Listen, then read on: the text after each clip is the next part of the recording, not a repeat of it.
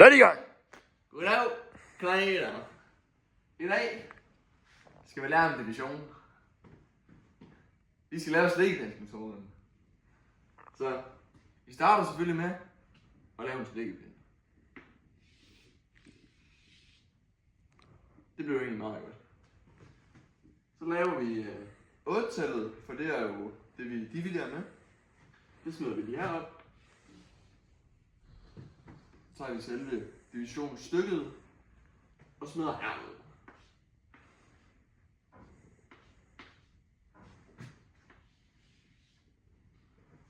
Så siger vi, hvor mange 8'er kan vi få ud af 1? Det er jo ikke særlig mange. Det er jo bare 0. 0.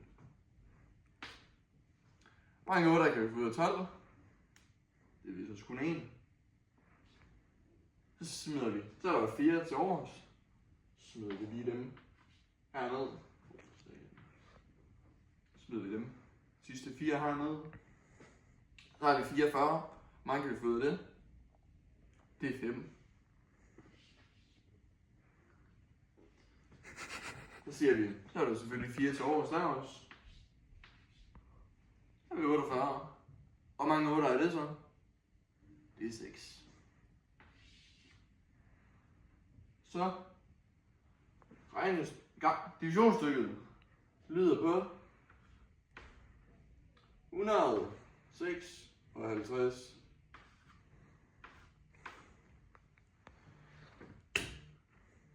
Tak for det, Vilas.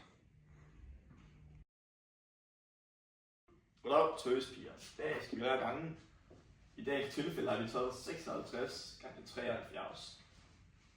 Så vi starter med at gange 6 med 3. Det giver 18. Så skriver vi 8 til hernede, og så 1 i mente. Så har vi 6 gange 7. Det giver 42 plus 1. Det giver så 43. Så er vi færdige med det. Så skal vi have ganget 5 med 3. Og så skal vi huske at skrive et 0 hernede, for det er en 10'er. Så 5 gange 3, det giver 15.